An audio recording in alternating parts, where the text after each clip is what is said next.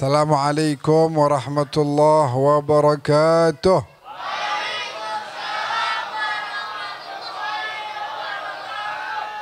Alhamdulillah. Alhamdulillah wassalatu wassalamu ala Rasulillah Sayyidina Muhammad ibn Abdullah wa ala alihi wa sahbihi wa mawala. Subhanaka la ilma lana illa ma 'allamtana innaka antal alimul hakim. Rabbi antiqni bil huda wa alhiqni bis salihin. Allahumma ja'alna hudatan muhtadin. Amin. Allahumma ja'alna hudatan muhtadin. Wa la taj'alna dhalina mudillin. Allahumma faqihna fid din wa 'allimna at-ta'wil bi rahmatika ya arhamar rahimin. Amma ba'd. Yang kami muliakan para orang tua, para ustadz, para sepuh, orang-orang tua yang hadir pada malam hari ini dan juga hadirin wal hadirat yang dimuliakan oleh Allah. Alhamdulillah. Ini malam kita kumpul lagi dalam cuacanya apa nih sekarang? Gerah ya? Dalam cuaca yang gerah tapi hati girang aja, Masya Allah. Kenapa hati girang? Sebab kita kumpul di perkumpulan yang baik. Katanya disebutin humul qaum la yashqa bihim jalisuhum. Orang-orang yang duduk pengajian ini, orang yang ikut maka dia bakal selamat. Kenapa? Karena dia ada di perkumpulan yang baik. Ketika turun rahmat Allah dia dapat bagian. Turun maghfirah ampunan dia dapat. Coba dia nggak duduk di pengajian, dia nggak duduk di majelis, dia nggak duduk ibadah di masjid. Mungkin dia lagi duduk sama teman-temannya gibahin orang. Bisa jadi ya dia lagi nongkrong, tongkrongan yang kagak ada juntrungannya, kagak tahu kemana arahnya. Adapun majelis semuanya isinya tadi kita diajarin dari awal habis sholat isya tadi ada baca ratib. Isinya zikir kepada Allah, ingat Allah. Isinya istighfar. Otomatis tuh dosa diampunin. Otomatis. Allah udah bilang, fastaghfiruni aghfir lakum. Istighfar dah. Lu pada istighfar dah. Banyak dosanya. Lu tibang istighfar doang, langsung diampunin. Sebab gak pernah sedetik pun pintu ampunan Allah ditutup, gak ada ceritanya. Nggak ada ceritanya. Kita mau kapan aja 24 jam dikasih waktu tuh istighfar. Nggak dibatasin. Jam segini sampai jam segini. Nggak. Dibatasin nggak sama Allah? Kita kapan aja mau istighfar langsung dapat ampunan dari Allah Subhanahu Wa Taala. Kita sholawat tadi. Kita baca maulid. Kita diri tadi marhabanan. Nikmat. Bahagia. Wewangian dibagiin tadi. Semprotin minyak wangi, dibagiin gaharu. Kenapa begitu? Sebab kita lagi ikut bergabung dengan orang-orang yang ada di Mekah saat itu. Mereka semua diri di waktu hendak tiba detik-detik kelahiran baginda Nabi besar Muhammad sallallahu alaihi wasallam. Walhamdulillah. Udah kita kumpul baik di sini, mana tambah lagi hari ini ada yang sunatan. Kapan sunatnya? Yang aneh bingung baru sunat gini hari udah bisa jalan. Dulu kita rebaan tuh, kagak bisa ngapa-ngapain. Orang datang bawa mobil-mobilan, girang kita ngeliatin. Cuman rebaan, ya mau kencing dituntun gitu. Sah. Ini udah lincah benar. Lompat sono lompat sini. Subhanallah. Itu kalau ada orang sunat kita doain. Allahumma hfadz farjah. Ya Allah jaga biar kemaluannya jangan sampai menjadi penyebab dia masuk ke neraka. Jangan sampai kemaluannya menjadi penyebab dia bermaksiat kepadamu ya Allah. Sebab yang paling banyak masukin orang ke neraka itu dua hal katanya dalam hadis. Mulut sama kemaluan. Itu dua hal yang nanti kalau di neraka ditanya orang-orang neraka paling banyak alasannya adalah karena nggak bisa jaga mulut, nggak bisa jaga kemaluan. Jadi mayoritas yang ada di neraka sebabnya itu tuh. Kenapa? Karena tidak bisa jaga lisan. Dia demen fitnah, caci maki orang, ngadu domba, ya bohong. Udah ngatain orang, dilarang dalam Islam. Wala tanabazu bil alqab. Gak boleh ngatain orang, nyebut. Tuh bapak mamanya waktu dia lahir udah potong kambing, akikah, kasih nama cakep-cakep. Ya, dikasih nama bagus, doa, panggilannya malah kurang bagus, gak boleh. Atau adu domba. Adu domba. Kesono bilang begini, kesono bilang begitu. Akhirnya apa? Berantem gara-gara kita. Atau fitnah. Wah serem fitnah. Fitnah itu dosa yang kagak bisa diampunin. Walaupun kita udah minta maaf sama tuh orang dan udah istighfar tobat kepada Allah. Belum diampunin. Sebelum kita bersihin dulu tuh bekas fitnah yang kita sebar. Kita bersihin dulu. Nggak boleh. Kita berasa cukup gitu, deh. Yang penting gue diminta maaf sama dia. Emang dasar dia orang baik, udah sekian puluh tahun gue fitnah, gue minta maaf, dimaafin, alhamdulillah. Habis itu istighfar sama Allah, taubat. Nggak cukup. Dampak dari fitnahan kita masih kesebar luas. Aneh nih. Katakan fitnah Hendra. Udah, jangan pada berteman dah sama Hendra. Akhirnya pada menjauh. Dia hidup susah, anak bininya hidup susah, nggak ada yang mau usaha bareng sama dia. Ana minta maaf, dimaafin sama dia. Ana istighfar taubat, tapi selama ana belum bersihin hasil dari fitnahan ana, maka dosa bakal terus ngalir. Dosa jariah. Makanya hati-hati. Jangan sampai kita kebawa ngomong asik sono sini, akhir jadi fitnah. Apalagi musim pemilu nih, wah, masya Allah. Ya, yang belain si Anu fitnah si Atunya lagi. Oh, calon presiden lo mah kagak baik tuh. Begini padahal berita yang dia dengar kagak benar. Cuma dia ikut nyebarin. Karena dia percaya dia ikut nyebarin jadi fitnah. Gitu, nggak boleh tuh. Bahaya. Ama kemaluan. Kemaluan kalau nggak bisa dijaga, maka itu akan menjadi penyebab seseorang masuk ke dalam panasnya api neraka. Na'udzubillah min dzalik. Siapa namanya? Atar ya. Atar Aditya Arziki. Atar Aditya Arziki bin Asep Rohidayat. Di laser kali tadi. Oh, lompat-lompatan. Makanya. Nih Atar. Ada hadiah nih.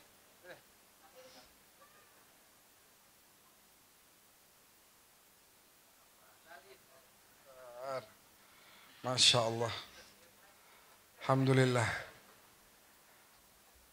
Kalau yang mau hadiah, sunat lagi dah. Untung. Modal gua tuh Beb. Wah modal gua. Baik, kita doain dulu. Dewi Yarsih binti Haji Abdul Wahid. Dan Zainal Arifin bin Bapak Mustafa. Yang lagi di Mekah. Yang beberapa hari lagi bakal melaksanakan manasik haji. Kemarin-kemarin tuh udah umroh, udah tawaf, udah sholat, udah segala macam. Tapi hajinya belum dimulai. Ibadah haji nanti dimulainya tentu umroh bagian kemarin ya, bagian dari ibadah haji. Tapi yang hajinya itu yang dimulai dengan hari tarwiyah tanggal 8, terus wukuf di Arafah. Itu tarwiyah tanggal 8, wukuf tanggal 9. Malamnya mabit di Musdalifah. Terus minggunya lempar jumroh. Tanggal 8 dia hari tarwiyah, berangkat ke Arafah. 9 wukuf, 9 Dzulhijjah. Malamnya nginep di Musdalifah tuh 9. Habis tergelincir matahari, berangkat ke Musdalifah, nginep di sono. Tidurnya di mana? Tidurnya di hamparan tanah. Semua orang tidur di situ. Ana waktu haji begitu juga, tidur. Alasnya itu aja, kita bawa sejadah. Bawa sejadah rebaan dah. Melihat sono manusia, jutaan orang kanan kiri. Masya Allah. Sambil ngumpulin batu. Tuh nginep tuh kita tidur tuh di situ. Di Musdalifah. Hah? Malam. Malam kita ke Musdalifah tuh mabit. Mabit tuh artinya nginep. Kalau Rasulullah, cerita Rasulullah dulu. Rasulullah nginep sampai sholat subuhnya di Musdalifah. Habis gitu tunggu terbit matahari baru berangkat ke Mina lempar jumrah. Tapi sekarang nggak bisa begitu. Sekarang saking penuhnya itu dari mulai jam 12 lewat tek orang udah mulai dibilangin tuh. Ayo berangkat ke Mina, berangkat gitu. Jadi dianggapnya kalau udah lewat jam 12 udah nginep. Udah nginep. Tapi kalau Nabi sunnahnya yang benar ikut Nabi Muhammad tunggu terbit matahari baru Nabi bergerak ke Mina. Cuma nggak bisa, Ana juga waktu itu nggak bisa. Ana waktu itu nggak bisa. Ada bawa jamaah, mana jamaah kita ada yang sakit, harus kita urusin. Jadi begitu jam 12 lewat, jam 1 udah kita siap-siap bangunin, kita tunggu bus datang berangkat ke Mina. Nah di Mina juga diatur. Kan dia ada maktabnya tuh, ada ratusan. Ya, jadi satu maktab istilahnya. Maktab tuh satu daerah, katakan satu wilayah, itu ada ratusan kemah. Nah ini maktab 1 namanya. Maktab 2, maktab 3. Itu sampai maktab 100 lebih. Nah nanti maktab 1, 2, 3 sampai 10. Dari jam segini sampai jam segini pada keluar tuh. Yang lain nggak boleh, ditutup gerbangnya, lempar jumroh. Deh, selang sejam setelahnya maktab 11 sampai 20 begitu. Gantian, sebab kalau dilepas aja gitu, semuanya dibebasin, takutnya padat. Nah, kita nggak pengen lagi kejadian kayak dulu. Terowongan Mina tuh, saking padatnya, manusia yang di depan berhenti, akhirnya yang di belakang jalan terus, yang tengah kedorong. Mana di terowongan, udara dikit, berebutan napas semuanya, panas luar biasa. Akhirnya terjadilah yang terjadi dan kita berharap mereka semua jadi syuhada dan diterima hajinya oleh Allah Subhanahu Wa Taala. Begitu, jadi bagi-bagi. Nah hari pertama, ini tanggal 8 tuh tadi, 8, 9, 10. Itu masih pakai kain ihram, kagak boleh ganti baju. Yang laki, mohon maaf, belum boleh tuh ganti baju. Tetap nggak boleh pakai pakaian dalam, nggak boleh. Selama 8, 9, 10 cuma pakai kain ihram 2 helai. Atau di bawah atau di atas. Nggak boleh pakai sabun. Nggak boleh pakai minyak wangi. Lo bayangin deh tuh. Hah? Woi, mandi boleh, cuma kagak boleh pakai sabun. Wangian nggak boleh, cuma biar jebur aja mah boleh. Kalau pakai sabun kagak boleh. 8, 9, 10. 10 kita lempar jumroh. Bismillahirrahmanirrahim, Allahu Akbar. Abis lempar jumroh, tuh boleh ganti baju. Leganya luar biasa. Kita ganti itu, nikmat. Nikmat luar biasa. Baru tuh kita pada gundul kan tuh. Habis lempar pertama gundul. Gundul boleh mandi. Boleh. Nah itu nanti 11 lempar jumroh lagi. 12 lempar jumroh lagi pakai pakaian bebas. Sudah. Kalau yang nafar thani sampai 13 masih lempar jumroh. Nah, kurang lebih setelah itu baru tawaf ifadah, sa'i, selesai dah. Resmi jadi haji dan insya Allah dapat haji yang mabrur.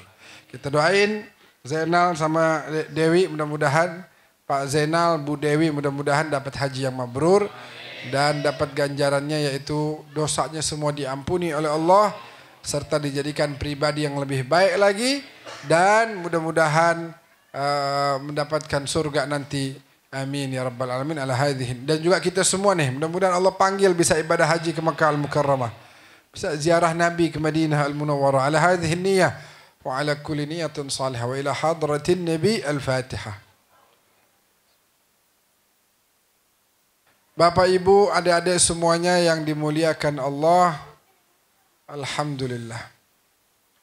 Kita sekarang hari Jumat, Sabtu, Minggu, Senin, Selasa, Rabu, Kamis, Lebaran. Lebaran kan ada dua, ada Idul Fitri, ada Idul Adha. Mana yang lebih tinggi derajatnya? Kalau di sini rasa-rasanya Idul Fitri. Kenapa? Ini jawabannya mewakili kita semua nih. Banyak duit. Di sini lebih meriah Idul Fitri. Lebih berasa lebarannya. Semua orang mudik. Kalau Idul Adha enggak semuanya mudik. Benar enggak? Padahal kalau di Arab, tempat anak dulu belajar di Damaskus, itu lebih tinggi Idul Adha. Lebih meriah Idul Adha. Kenapa? Karena Idul Fitri itu landasannya atau dasarnya dia disebut dalam hadis. Idul Adha disebut dalam Al-Quran. Ya, ketika Allah Ta'ala berfirman kepada baginda Nabi setelah Nabi diberikan nikmat yang begitu banyak, Allah bilang Bismillahirrahmanirrahim, Inna a'tainakal kautsar fasalli li rabbika. Nah, itu wanhar itu perintah untuk berkurban. Jadi Idul Adha itu disebutnya Yaumun Nahr, hari pengorbanan. Fasalli, salatlah kamu wahai Nabi, li rabbika untuk Tuhanmu, wanhar, dan berkorbanlah. Kaitannya dengan hari raya Idul Adha. Falidzalik, maka dari itu Idul Adha ini lebih tinggi sebenarnya. Posisinya lebih tinggi dia. Sebab dia disebut di Al-Quran, Idul Fitri nggak disebut. Idul Fitri nggak disebut. Disebut dalam hadis. Ya, 6. Dan di hari Raya Idul Adha ini kita bisa melaksanakan hal-hal yang mendekatkan kita kepada Allah Subhanahu wa taala. Ini di sini pada berkorban apa enggak kira-kira? Ada enggak yang jualan di sini? Mana dia? Yang dagang kambing. Oh, enggak ada di sini. Kalau nggak ada kita mau suruh yang lain biar pada beli di situ. Biar laku. Berkorban. Nah, pertama Anda mau bahas masalah gunting kuku. Orang bilang potong korban kagak boleh apa? Gunting kuku, gunting rambut nggak boleh. Dimulai kapan? Tanggal 1 Zulhijjah. Tanggal 1 Zulhijjah katanya kagak boleh gunting kuku dan gunting rambut. Benar nggak begitu? Ada. Memang yang seperti itu ada. Cuma ini karena kita bahasnya di sini, Indonesia yang mayoritasnya Syafi'i, ayo kita bahas menurut madhab Imam Syafi'i. Imam Syafi'i mengatakan tidak mencukur rambut dan tidak menggunting kuku itu sunnah. Bukan wajib. Nggak boleh, wajib untuk menjaga itu. Haram kalau gunting kuku. Nggak begitu. Ada madhab yang lain yang bilang haram ada. Tapi kita di sini Syafi'i. Kita ambil pendapatnya Imam Syafi'i. Imam Syafi'i bilang sunnah. Kalau kamu nggak mencukur rambut dan nggak potong kuku, kamu dapat pahala sunnah. Kenapa begitu? Karena ikutin orang-orang yang lagi ihram. Orang ihram itu kan nggak boleh potong kuku, nggak boleh cukur rambut. Tapi kalau kotor bagaimana? Kotor kebetulan lupa sampai tanggal 1. Dibiarin tanggal 2, 3, 4 makin panjang, makin kotor, makin dekil. Nah yang begini justru nggak baik. Justru menjaga kebersihan itulah yang lebih diutamakan. Bagaimana kita enggak sunnah, ini sunnah. Cuman tangan kita jadi kotor kuku kita nih. Akhirnya makan jadi penyakit semua. Rambut jadi dekil, ya, kumis tebel, jenggot berantakan, gak dicukur-cukur. Justru menjaga kerapihan itu lebih diutamakan. Nah, yang paling baik, gimana yang paling baik? Cukur sebelum tanggal 1. Ini yang paling baik. Sebelum tanggal 1 cukur, sebelum tanggal 1 gunting kuku, jadi dapat pahala sunnahnya juga. Dari tanggal 1 sampai 10 nggak cukur, nggak potong kuku. Dapat jadi, dia dapat bersihnya dan dia dapat sunnah tidak cukur dan tidak potong rambut. Itu yang pertama ya. Jadi kalau ada yang sekarang nih mau udah berkorban nih, udah beli hewan, udah niat sunnah kurban. Nah, terus tiba-tiba kukunya panjang belum dipotong. Begitu. Baik. Pembahasan yang kedua kita mau bahas tentang berkorban. Apa hukum berkorban? Hukum berkorban sunnah muakkadah. Sunnah yang ditekenin banget. Sunnah yang ditekenin banget. Kapan, berapa banyak Beb? Ana tahun lalu sih udah alhamdulillah. Tiap tahun, sunnahnya itu tiap tahun. Sunnahnya tiap tahun. Kayak orang taraweh. Ana sih malam pertama udah. Enggak, tiap hari sunnah. Tiap hari selama bulan puasa itu sunnah tuh. Begitu juga korban, tiap tahun sunnahnya. Alhamdulillah saya udah korban waktu itu tahun kemarin udah. Sekarang enggak, tiap tahun sunnahnya. Kalau engkau dapat rezeki bisa berkorban, berkorban. Jangan sampai, kemarin ada tulis di status. Dari saking panasnya tuh ngelihat berapa orang duit banyak kagak mau berkorban. Alasannya udah katanya. Duitnya banyak. Saya bilang di status saya. Sampai orang komen tuh pada. Pedas amat, bukan pedas. Orang bakhil itu saya bilang. Orang pelit itu adalah orang yang punya kemampuan. Tapi dia gak mau berkorban. Dia bisa beli ini itu. Dia bisa jalan ke sono kemari. Tapi giliran beli korban kagak bisa. Dia bisa tuh. Kumpulin duit bakal, kalau sekarang ini kan kemarin kebetulan ada Argentina main tuh. Wah, Messi nggak ada. Masya Allah. Tiketnya berapa? 4 juta. Kalau yang di depan apa tuh belasan juta. Belum lagi Coldplay. Berapa juta? Kemarinnya lagi tuh ada yang dari Korea tuh. Kalau nggak salah 3 juta tuh. Desek-desekan. Band Korea. Band Korea nyanyi-nyanyi. Beli tiketnya 3 juta. Di dalam orang pada pingsan-pingsan. Sesek-sesekan. Bener. Berita masuk tuh. Oh, sekian orang pingsan dalam konser. Apa, pokoknya band Korea dah. Anda nggak tahu namanya. Sekian juta. Bisa dia dapetin.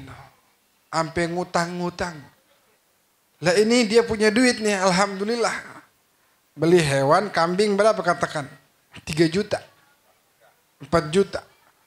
Di rekeningnya ada duit, alhamdulillah 10 juta. Kira-kira bakal nafkah anak bini masih ada. Dia tahan juga, itu kagak mau beri, nggak mau beli. Padahal tahu nggak Nabi bilang apa? Man kana lahu sa'ah. Siapa orang punya kemampuan, punya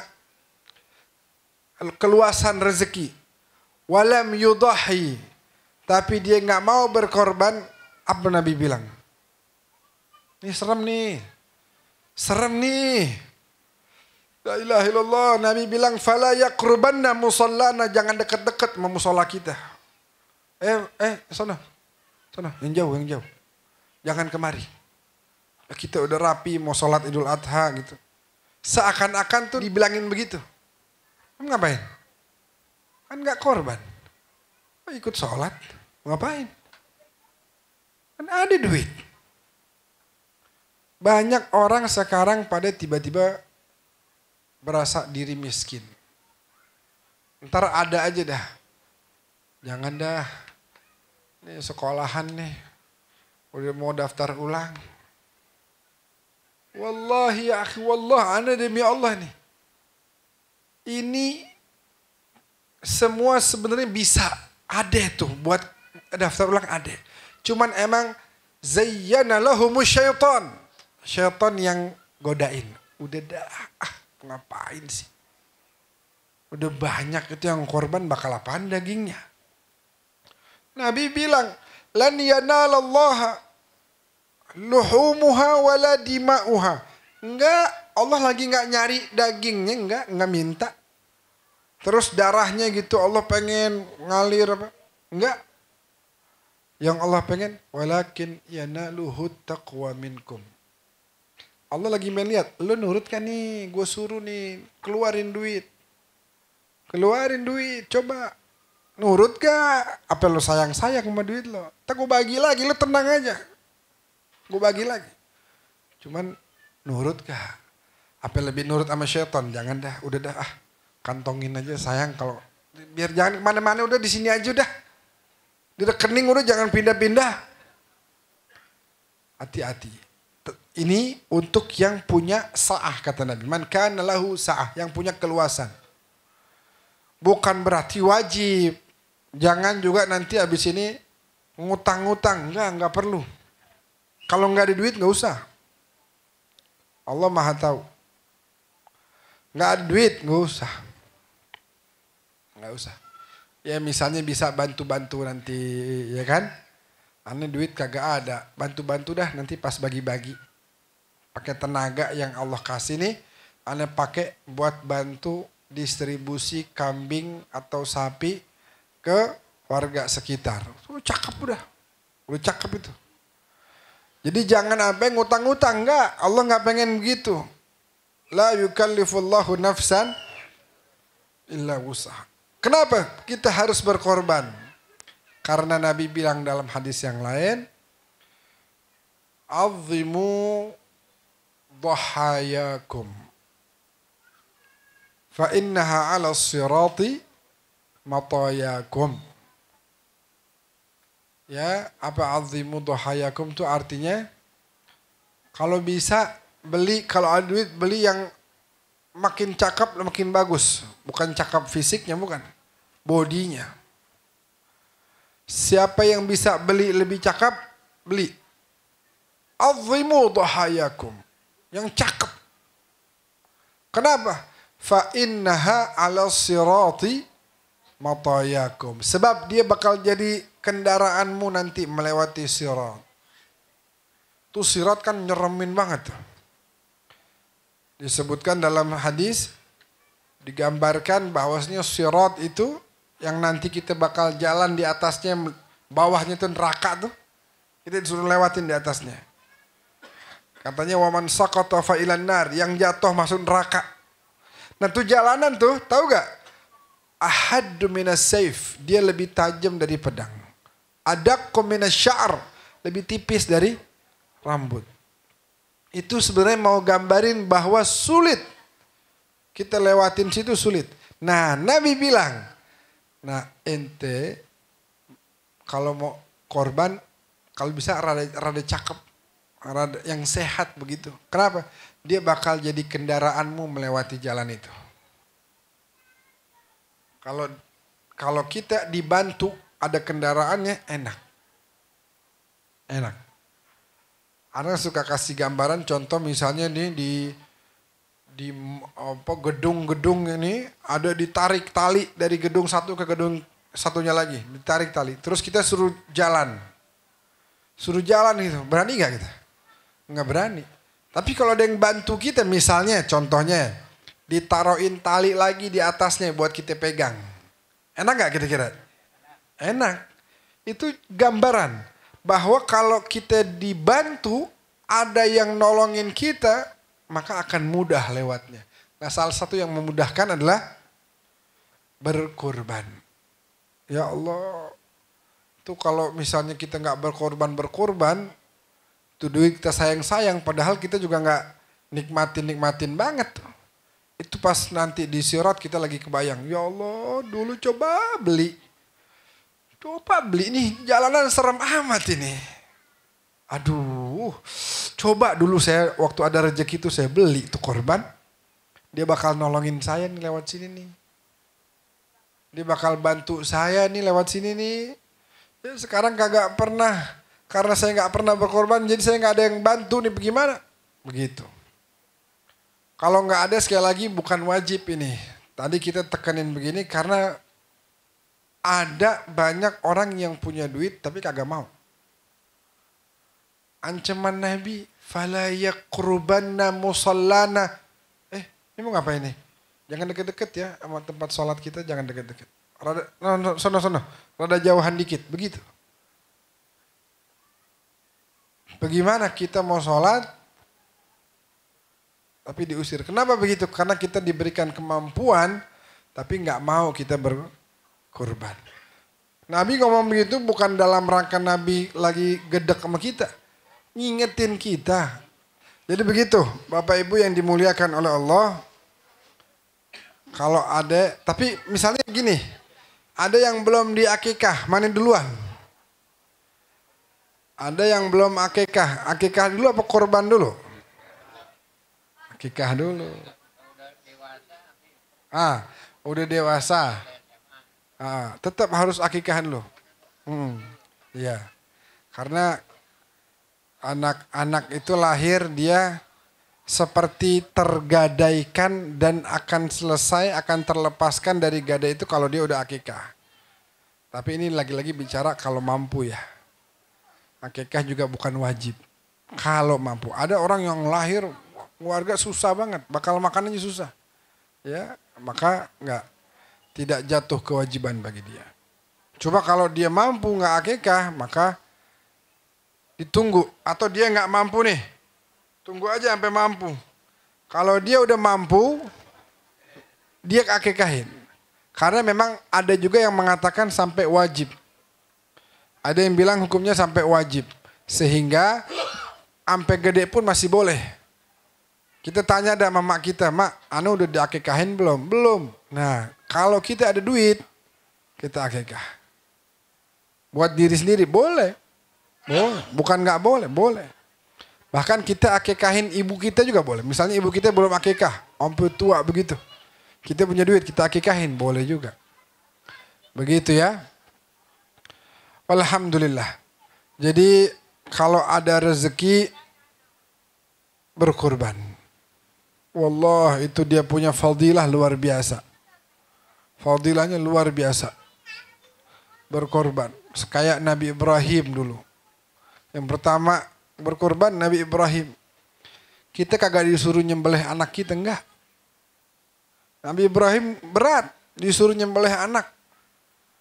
Kalau modelan kita nih, mau gak diangkat jadi waliullah, tapi sembelih dulu anak. Mau gak kita kira-kira? Oh, yang lain aja dah ya Allah, jangan saya dah. Balikin dah nih jubahnya nih, balikin dah nih. Udah ampun dah kita nggak berani dah. Nggak berani terusin. Kita berat banget ujiannya. Nabi Ibrahim disuruh. Kata Nabi Ismail apa? Qala ya abatif alma tu'mar. Wahai ayah, lakukan apa yang Allah perintahkan untukmu. Engkau akan dapati aku menjadi orang yang sabar dalam menjalankan ujian. Masya Allah, ujian makin deres saja nih. Dulu para sahabat Nabi kalau mau hadir pengajian, bocah-bocahnya diajak. Dan itu Nabi yang suruh. Bawa bocah-bocah. Kayak tadi saya girang banget tuh. Teriak-teriakan. Ya Nabi salam alaika. Ya Allah. Ngelihatnya tuh bahagia gitu. Ya Allah nih anak umur segini demennya sholawatan. Pada berebutan mic tuh. Gak apa-apa biarin. Biarin daripada dia nyanyi-nyanyi gak jelas. Iya kan? Nabi salam alaika ya Rasul. Itu apa? Masuk ke hati. Dan anak modelan kayak begini nih yang belum balik nih. Ya. Kayak anak saya itu si Ali belum balik. Setiap dia bikin kebaikan apapun bentuknya, pahalanya buat orang tuanya. Dan setiap dia bikin salah belum dapat dosa sebab belum balik. Tapi kalau bikin kebaikan, kayak si Alwi itu. Alwi ini kan udah berangkat umroh. Padahal belum harus. Terus pahalanya dapat gak? Dapat, bakal orang tuanya. Itu dari baiknya Allah. Makanya kita bawa anak kita datang majelis-majelis, dia baca sholawat, kita dapat pahalanya. Alhamdulillah.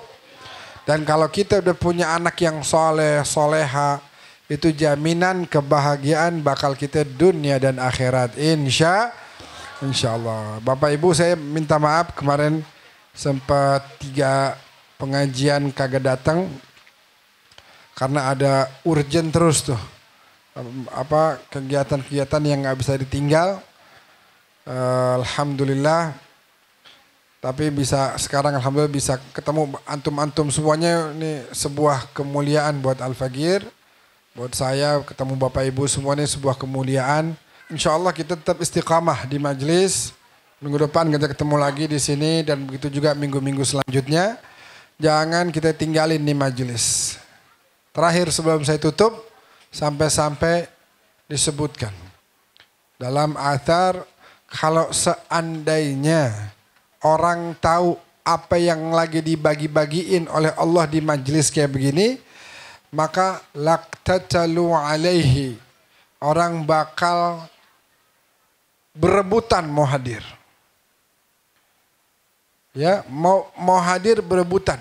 Sikut-sikutan, gue duluan, lu ntar begitu. Kalau orang tahu. Cuma masalahnya yang dibagikan itu nggak kelihatan secara fisik. Secara materi nggak nampak. Tapi dia nggak tahu bahwa tenangnya hati, ya. Dia masih bisa beribadah di waktu di mana orang masih banyak yang nggak bisa ibadah. Dia masih bisa sholawat. Orang masih banyak yang kagak sholawatan. Itu semua bukan rezeki ya Pak. Jangan bilang saya udah berdoa tapi gak dapat. Jangan bilang begitu. Tapi bilang Allah telah memberikan saya izin untuk berdoa. Jangan bilang saya udah sholat tapi jangan. Alhamdulillah Allah udah kasih saya sholat. Saya udah zikir tapi jangan. Jangan pakai tapi. Allah udah kasih saya kesempatan bisa nyebut namanya. Begitu cara sudut pandangnya. Itu semua rezeki. Itu semua rezeki. Disebutkan dalam athar kalau orang tahu apa yang ada di majlis maka laqtatalu alaih. Bakal berebutan. Kayak dulu para sahabat berebutan mengambil air bekas wudunya Nabi Muhammad SAW. Orang biasa mah ngelihatnya. Lah, mau ngapain berebutan air? Banyak no air di keran. Banyak no air di sumur. Cuma para sahabat tahu nih air bukan sembarang air. Berebutan. Kadu yaktatiluna ala wadu'ihi. Mereka sikut-sikutan berebutan air wudunya Nabi. Sampai kalau ada yang datang terlambat. Bakal minta sama temennya. Tangan lu masih basah gak? Bagi. Begitu, berebutan. Kenapa? Tahu. Contoh misalnya Nabi bilang bahwa 2 rakaat sebelum subuh khairun minad dunya wa ma fiha. Lebih baik daripada dunia dan seisinya. Itu Ronaldo gajinya baru berapa tuh? Triliunan baru. Messi triliunan. Kita kalau kerjain 2 rakaat bukan cuma duitnya Ronaldo, duitnya dunia dan seisinya kita dapetin. Cuma kita nggak bisa melihat secara materi. Makanya jarang orang mau sholat sunnah 2 rakaat sebelum subuh. Tapi kalau ditawarin di depan situ, yuk yang mau duit nih gue bagi nih sarang 300 ribuan. Berebut gak kita? Berebut. Kita lari ke depan. Ikut-ikutan. Bib ceramah biarin ceramah sendiri dah. Kita ke depan 300 ribu. Nih bagi-bagi. 300 ribu. Berebutan. Diumumin nih di depan nih. Yang lagi di dalam majelis. Nih gue punya nih ratusan kunci motor yang mau kemari. Wah. Kuncinya doang gak ada motornya. Udah kesono kuncinya doang. Ame motornya mau gak? Mau. Ya tibang majelis tar juga gue balik lagi. Tar dulu ambil motor dulu. Begitu. Nggak tahu, dia nggak tahu betapa banyak pemberian yang Allah udah siapkan, kadonya banyak. Di mana dosa kita diampunin, penyakit kita diangkat, hati kita dibikin tenang, pahala berlipat ganda. Makanya mudah-mudahan kita istiqamah hadir di majelis Jumat malam ini. Ya, anak-anak ajak nih, bocah-bocah biar pada terbiasa dengerin sholawat, dengerin qasidah, dengerin ceramah, dengerin baca ratib.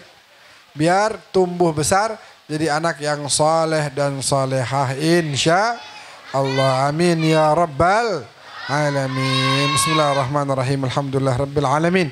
Allahumma salli wa sallim wa barik ala sayyidina Muhammadin wa ala ali sayyidina Muhammad. Allahumma ja'al jam'ana hadha jam'an marhuma.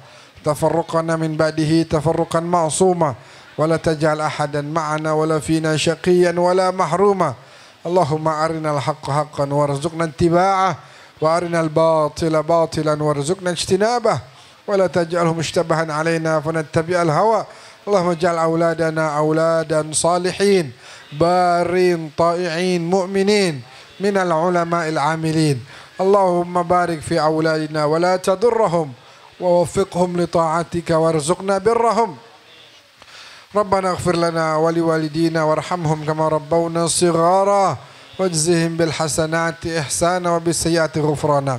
ربنا آتنا في الدنيا حسنة وفي الآخرة حسنة وقنا عذاب النار.